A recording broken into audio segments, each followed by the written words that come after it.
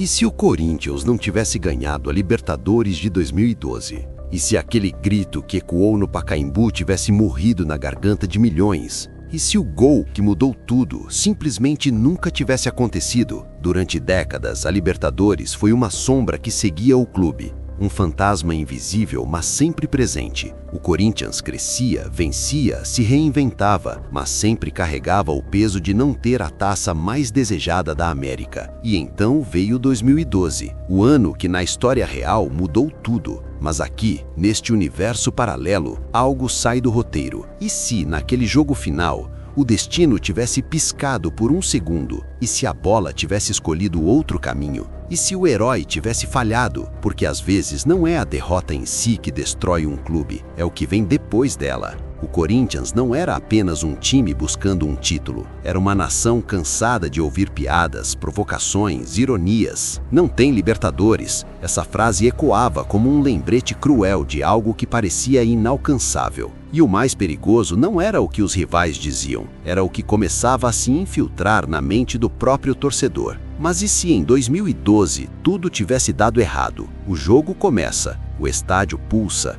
a torcida canta como se estivesse tentando empurrar o universo com a voz. Cada passe é uma promessa, cada ataque uma prece silenciosa. Mas o tempo passa e o gol não vem. O relógio avança implacável. A ansiedade cresce. O medo antes escondido começa a se revelar, porque quanto mais perto da glória, maior o abismo da queda. E se o Corinthians tivesse perdido aquela final, nos pênaltis talvez, ou em um lance isolado, cruel, injusto, um erro mínimo, um desvio imperceptível, um segundo de hesitação, e então o apito final. Imagine o impacto, não apenas no placar, mas na alma. O estádio, antes um caldeirão, se transforma em um espaço de incredulidade. Torcedores parados, olhares vazios, mãos na cabeça. Alguns choram, outros não conseguem sequer reagir, porque ali não morre apenas um jogo, ali morre uma esperança histórica. E a pergunta começa a surgir, lenta e dolorosa. Será que o Corinthians nasceu para nunca vencer a Libertadores? Essa dúvida é perigosa, ela corrói por dentro, ela não grita, ela sussurra. E quanto mais se tenta ignorá-la, mais forte ela se torna. Jogadores sentem, dirigentes sentem, a torcida sente, porque perder uma final dessas não é como perder qualquer jogo, é como perder uma parte da identidade que estava prestes a nascer. E então vem o dia seguinte, e o outro, e os anos seguintes. Sem a Libertadores de 2012, o Corinthians não é mais o mesmo. Não por falta de talento, não por falta de história, mas porque existe uma cicatriz que nunca fecha. E o mais perturbador não é a derrota, é a pergunta que fica. E se essa era a única chance? Se você também deseja explorar os segredos do ESI, inscreva-se agora no canal. Aqui, cada vídeo é uma viagem a um universo paralelo da história, onde nada é impossível, porque a partir daqui, nada mais será como antes. Na próxima parte, vamos voltar no tempo. Vamos entender por que 2012 era mais do que um título e como aquela campanha perfeita se transformou no maior ponto de ruptura da história do clube. Antes daquela final que mudou tudo neste universo alternativo, o Corinthians vivia algo raro, uma sensação de alinhamento perfeito entre destino, time e torcida. Era como se, pela primeira vez, a história estivesse pronta para ser concluída. Na realidade que conhecemos, 2012 foi uma campanha impecável. Mas aqui, precisamos entender por que ela importava tanto. Não apenas pelo título, mas pelo que ele representava. O Corinthians carregava décadas de glórias nacionais, campeonatos, ídolos, viradas épicas, um povo que nunca abandonou o time. Ainda assim, havia um vazio, um espaço em branco no topo do continente, uma ausência que não podia mais ser explicada apenas pelo acaso. Cada eliminação passada havia deixado marcas, algumas abertas, outras escondidas sob camadas de ironia e resistência. Mas todas estavam ali, esperando o momento de voltar à superfície. E 2012 parecia diferente desde o início. O time avançava sem perder, defesa sólida, confiança crescente, uma disciplina quase fria, como se cada jogador soubesse exatamente o seu papel naquele capítulo final da história. A torcida sentia. Não era euforia, era convicção. Mas é justamente aí que o destino costuma agir, porque quanto maior a certeza, mais devastadora é a dúvida quando ela surge. Naquele universo onde o título não vem, cada detalhe da campanha passa a ser reinterpretado. O que antes era visto como força, agora parece excesso de confiança. O que era maturidade vira medo de arriscar, e o que era destino se transforma em ilusão. A imprensa muda o tom, os elogios se transformam em análises frias, os especialistas começam a questionar escolhas, decisões, estratégias. Talvez faltasse ousadia, talvez o elenco não estivesse preparado emocionalmente, talvez o peso da história tenha sido grande demais. E o torcedor escuta tudo isso, não como quem aprende, mas como quem sofre. Porque o torcedor do Corinthians não assiste apenas aos jogos, ele vive cada um deles como extensão da própria vida. E quando o sonho continental desmorona mais uma vez, a dor não fica no estádio. Ela vai para casa, ela senta à mesa, ela aparece nas conversas, nos silêncios, nos olhares desviados. E então surge o pensamento mais perigoso de todos. E se o problema não for o time, mas o destino? Essa ideia começa a se espalhar lentamente, não como um grito, mas como uma sombra. Os jogadores sentem o peso. Alguns tentam esconder, outros não conseguem. O que antes era confiança vira cobrança interna. O que antes era união começa a rachar em pequenos silêncios no vestiário. Porque perder uma final da Libertadores não acaba quando o juiz apita. Ela continua nos treinos, nos erros mínimos, nas decisões tomadas com meio segundo de atraso. E a torcida percebe. O apoio continua, mas já não é o mesmo. Existe um cuidado maior, uma expectativa mais contida, como se todos tivessem aprendido, da pior forma possível, a não acreditar completamente. O Corinthians segue forte, segue grande, mas algo mudou. A história agora tem um ponto de ruptura, um quase que ninguém consegue apagar. E o mais cruel é que ninguém sabe responder a pergunta que começa a ecoar. Será que aquele era o momento único, que nunca mais voltará? Porque o futebol não oferece garantias, ele oferece chances, e às vezes apenas uma. Na próxima parte, vamos entrar no que acontece depois da queda. Como uma derrota muda decisões, rumos e destinos. E como um clube gigante pode começar a se perder, não por falta de força, mas por carregar um peso que ninguém vê. A derrota não destrói tudo de uma vez. Ela se infiltra, devagar, silenciosa. E quando se percebe, já está em todos os lugares. Após a final perdida em 2012, o Corinthians segue em frente. Pelo menos, é isso que todos tentam dizer. O calendário continua. Os campeonatos não esperam. Mas dentro do clube, algo mudou de forma irreversível. A confiança antes sólida, agora é frágil. Não visivelmente quebrada ainda, mas rachada o suficiente para deixar o medo entrar. Cada jogo internacional passa a carregar um peso invisível. Não é mais apenas futebol. É uma prova, um teste constante para provar que aquela final não definiu o clube.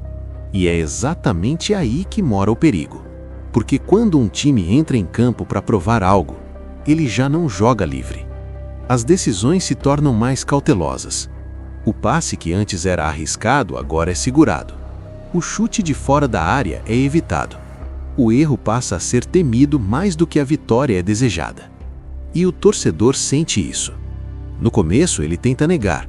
Diz que é só uma fase, que o time continua forte, que a história vai se corrigir sozinha. Mas os jogos contam outra história. Pequenas eliminações começam a acontecer. Nada humilhante, nada escandaloso, mas sempre doloroso o suficiente para reabrir a ferida. E cada queda reforça a mesma narrativa cruel. De novo, não. A imprensa implacável começa a construir um rótulo, não de fracasso, mas de incapacidade emocional. Dizem que o Corinthians sente o jogo, que o peso da Libertadores é grande demais, que a camisa tão forte no Brasil se torna pesada demais fora dele. Essas palavras entram no vestiário, mesmo quando ninguém admite. Jogadores experientes tentam proteger os mais jovens. Mas como proteger alguém de algo que ninguém consegue ver? Como explicar um medo que não nasce do presente, mas do passado? E então surgem as perguntas internas. E se a gente errar de novo? E se esse for mais um ano perdido? E se nunca for suficiente? Essas dúvidas não aparecem todas de uma vez. Elas surgem em momentos decisivos. Num pênalti, num contra-ataque, num lance simples que por algum motivo trava as pernas. E quando isso acontece, o futebol não deixa de ser apenas técnica, vira psicológico. A torcida, por sua vez, entra em conflito consigo mesma. Apoiar sempre foi a identidade corintiana. Mas como apoiar sem se iludir? Como cantar com a mesma força quando o coração aprende a se proteger? Os estádios continuam cheios, os cantos continuam altos, mas existe um detalhe novo: o silêncio imediato após qualquer erro. Antes, vinha o grito de incentivo. Agora, vem a respiração presa. E isso muda tudo.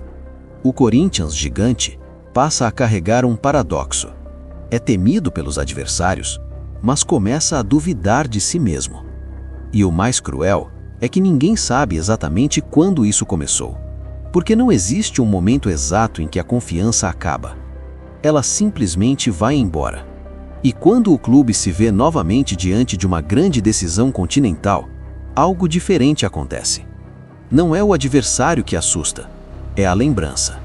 A imagem da taça escapando em 2012 volta. Não como flash, mas como sensação. E naquele instante, a pergunta final se impõe. Será que perder aquela Libertadores mudou o Corinthians para sempre? Na próxima parte, vamos falar da virada que ninguém esperava. De decisões tomadas para apagar um trauma, que acabaram criando algo ainda mais profundo. Quando a dor se repete, o ser humano faz duas coisas: ou aprende a conviver com ela, ou tenta apagá-la a qualquer custo. O Corinthians escolhe a segunda opção. Depois de anos sentindo o peso daquela final perdida em 2012, o clube entra em um novo ciclo. A palavra que começa a circular nos bastidores é uma só: ruptura. Romper com tudo que lembra o fracasso, romper com a cautela, romper com o medo. Mas romper com o passado é mais difícil do que parece. Mudanças começam a acontecer. Elencos reformulados, estilos de jogo alterados, decisões tomadas não pela convicção, mas pela urgência. Porque quando o trauma dita o ritmo, o planejamento perde profundidade. O Corinthians passa a buscar soluções imediatas, contratações de impacto, discursos mais agressivos, promessas de que agora vai. Mas por trás dessas palavras existe algo não resolvido: a necessidade de provar. Provar para a torcida, provar para a imprensa, provar principalmente para si mesmo. E é nesse ponto que a virada acontece. O clube começa a ganhar jogos importantes, vitórias que reacendem a esperança, atuações convincentes que fazem muitos acreditarem que o fantasma finalmente ficou para trás. Mas algo não encaixa completamente. Porque essas vitórias não trazem paz, elas trazem alívio. E alívio não constrói confiança, apenas adia o medo. O Corinthians entra novamente em uma campanha continental promissora. E pela primeira vez desde 2012, o discurso muda.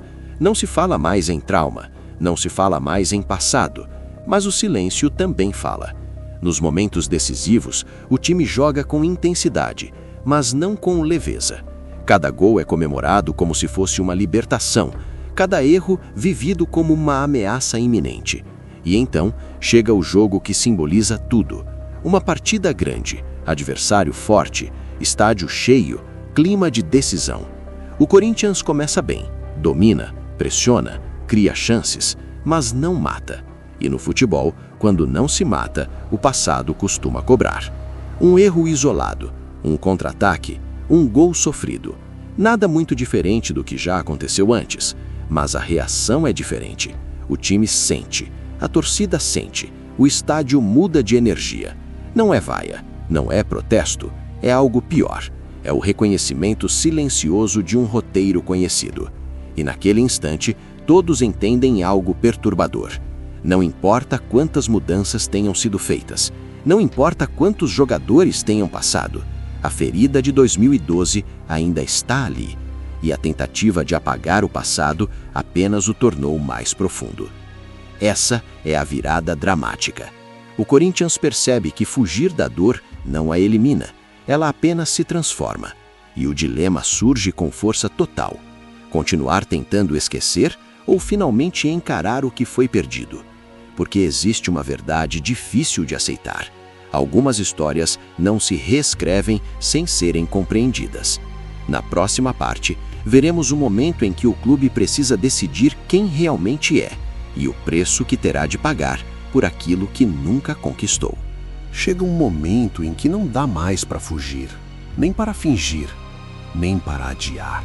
O Corinthians chega novamente a um ponto decisivo. Não é apenas mais uma semifinal. Não é apenas mais uma mata-mata. É o instante em que toda a história alternativa cobra seu preço. O clube já tentou mudar tudo: elenco, estilo, discurso, mentalidade. Nada funcionou completamente, porque o problema nunca esteve apenas no campo. Ele estava na memória. Aquela Libertadores de 2012, perdida neste universo, tornou-se um marco negativo. Não declarado, não oficial, mas profundamente sentido. Cada jogador que veste a camisa sente algo que não sabe explicar. Uma pressão que não vem da torcida, nem da imprensa, vem do passado. O estádio está lotado mais uma vez, mas o clima é diferente. Não há euforia. A expectativa contida, como alguém que já se machucou uma vez e agora ama com cautela. O jogo começa. O Corinthians até joga bem, mas existe um detalhe impossível de ignorar. Tudo parece calculado demais. O improviso desapareceu. A ousadia virou exceção. E quando o futebol perde sua coragem, ele perde sua alma. O adversário percebe e ataca justamente onde dói mais, na dúvida. Um lance simples, uma dividida perdida, uma falha mínima e o gol acontece. O silêncio que se instala não é de surpresa, é de reconhecimento. Como se todos, no fundo, soubessem que aquele momento chegaria. O Corinthians tenta reagir, avança linhas, pressiona, mas o relógio corre. E o tempo, neste universo, sempre parece inimigo. Cada cruzamento é um pedido de redenção. Cada finalização bloqueada reforça a sensação de que algo está faltando. E então, o jogo termina. Mais uma vez, não com humilhação, mas com frustração. É neste instante que o mini-clímax se revela. Porque não é a eliminação que dói mais, é a compreensão. O Corinthians entende que não perdeu apenas um título em 2012. Perdeu a chance de se libertar de uma narrativa. Perdeu o momento em que poderia ter transformado dúvida em certeza, medo em identidade, peso em orgulho continental. E agora paga o preço. Um preço invisível, mas constante. O clube continua gigante, continua respeitado, continua amado, mas carrega um "e se" que nunca se fecha. E isso muda tudo. Muda como os jogadores entram em campo, muda como a torcida sonha, muda como a história é contada. Porque algumas conquistas não são apenas troféus, são chaves. Chaves que abrem portas psicológicas, simbólicas, eternas. E neste universo, essa chave nunca foi girada. O Corinthians aprende, da forma mais dura, que o futebol não pune apenas quem perde. Ele pune quem perde no momento errado. E agora, diante desse cenário inevitável, surge a última pergunta. É possível seguir em frente sem resolver o passado? Toda a história alternativa termina no mesmo lugar. Não no placar, não na taça, mas na consciência. Neste universo em que o Corinthians não venceu a Libertadores de 2012, o tempo seguiu seu curso. O clube continuou existindo, vencendo títulos, revelando jogadores, lotando estádios, mas algo ficou para trás. Não um troféu, um portal. Porque aquela Libertadores não era apenas uma conquista esportiva, era a ruptura definitiva com uma narrativa de ausência. Era o instante em que o Corinthians deixaria de ser o gigante que quase chegou para se tornar o gigante que chegou. E sem ela, o clube aprendeu a viver com um espelho quebrado. Olhar para si mesmo nunca mais foi simples. Cada grande campanha trazia esperança, mas também lembrança.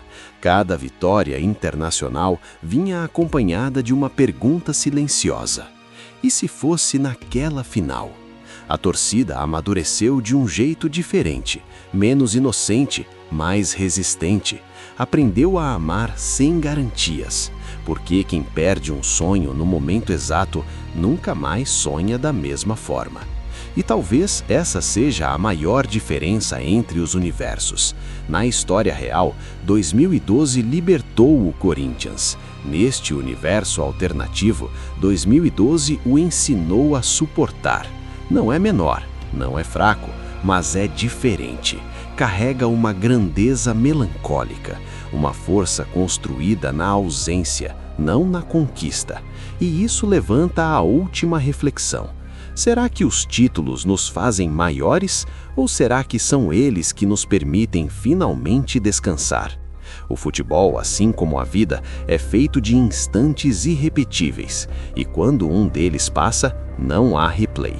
Esse "e se" nos mostra que algumas vitórias não mudam apenas estatísticas, elas mudam destinos emocionais, identidades coletivas, gerações inteiras. E talvez, no fim, a maior lição seja essa: não é o troféu que define um clube, mas o momento em que ele vence a si mesmo. Neste universo, o Corinthians segue, forte, imenso, mas sempre acompanhado de uma sombra silenciosa, a sombra de 2012. E agora eu te pergunto, em qual universo você prefere viver? Se essa viagem por realidades paralelas te fez refletir, então continue caminhando conosco. Aqui, cada história é um convite para enxergar o futebol e a vida por um ângulo que poucos têm coragem de explorar. Porque quando perguntamos "e se?", descobrimos que nada é apenas o que parece.